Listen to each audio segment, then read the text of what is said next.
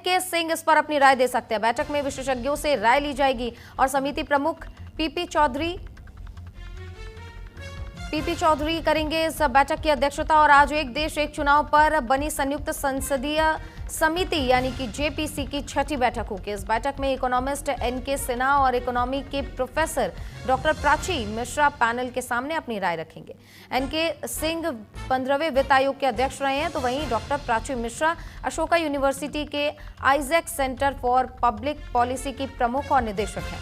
इससे पहले 11 जुलाई को हुई इस जेपीसी की 5वीं बैठक में पूर्व सीजेआई यानी कि चीफ जस्टिस ऑफ इंडिया ने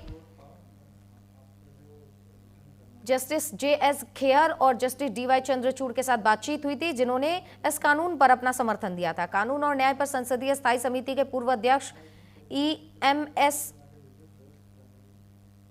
नचियाप्पन ने भी इस बैठक में अपनी राय रखी थी और एक देश एक चुनाव के लिए 129वें संविधान संशोधन बिल पर चर्चा करने और सुझाव लेने के लिए बीजेपी सांसद पीपी चौधरी की अध्यक्षता में 29 सदस्यीय जेपीसी की ये टीम बनाई गई, यानी कि ज्वाइंट पार्लियामेंट कमेटी बनाई गई थी।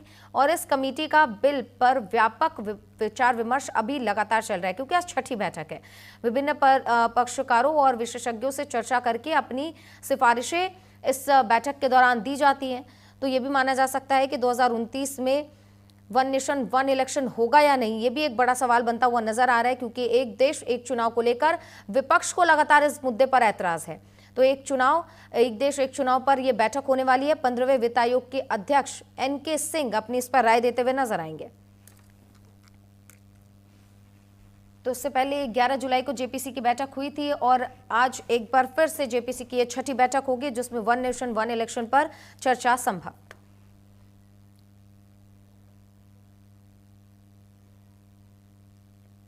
तो अब बहुत लोगों के मन में ये सवाल आ रहा होगा कि वन नेशन वन इलेक्शन किस तरीके से फंक्शन करेगा। आपको ग्राफिक्स के जरिए समझाते हैं।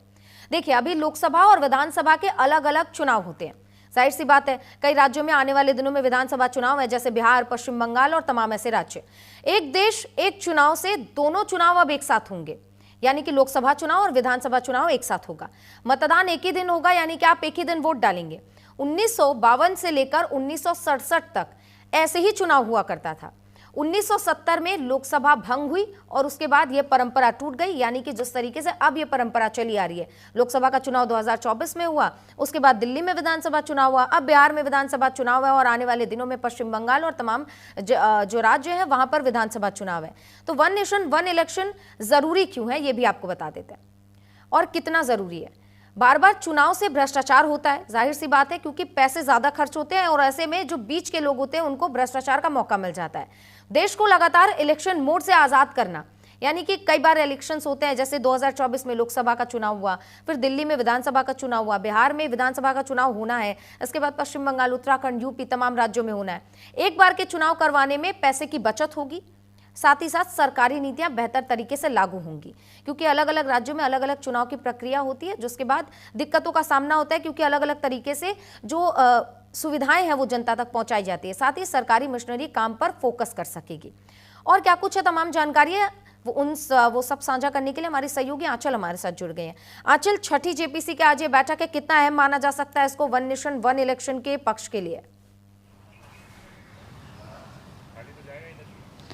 बिल्कुल, देखिए, एनके सिंह है जो कि आज पैनल के सामने अपनी राय रखेंगे जेपीसी को लेकर, और जैसे कि छठी बैठक होने जा रही है और जाहिर सी बात है कि वन नेशन वन इलेक्शन जो है वो पिछली बार जब पार्लियामेंट चली थी और हम सब ने देखा कि कितना ज़्यादा ये इम्पोर्टेंट था, इस पर चर्चा भी हुई थी और साथ ही देखिए इसको जेपीसी में भेज दिया गया था। और ऐसे में जेपीसी के बाद ही देखिए जब सर्वसहमति बन जाती है, उसके फायदे उसके नुकसान के बारे में डिस्कशन हो जाता है, तब जो है एक बिल बनाने की ओर उसको लेकर जाया जाता है और राष्ट्रपति की मोहर भी लगती है और उसके बाद ये एक कानून में तब्दील हो जाता है। और जेपीसी की अगर हम बात करें, जैसे कि 1967 तक देखिए ऐसे ही इलेक्शन हुआ करते थे, यानी कि कोई वन नेशन वन इलेक्शन के तहत एक साथ चुनाव हुआ करते थे, जिससे देखिए समय की बचत होती थी, हमारे जितनी भी राष्ट्रीय सुरक्षा एजेंसियां हैं उनकी बचत होती थी, यानी कि उनका समय जो है वो जगह जगह पर नहीं लगता था, एक बार इलेक्शन होता था। और जाहिर सी बात है कि जब एक साथ चुनाव होता है तो संसाधनों की बचत होती है, मशीनरी की बचत होती है और सबसे ज्यादा देखिए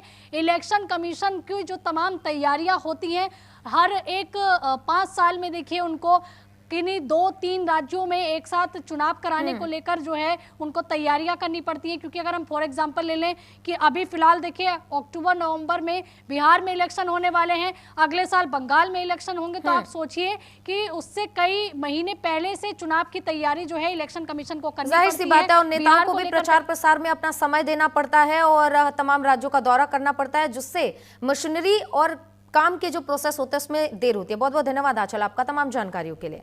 तो आज जेपीसी की यह बैठक है, इसी को लेकर हमारी सहयोगी आंचल यादव ने बीजेपी के राष्ट्रीय सह कोषाध्यक्ष नरेश बंसल से खास बातचीत की, आपको सुनवाते हैं।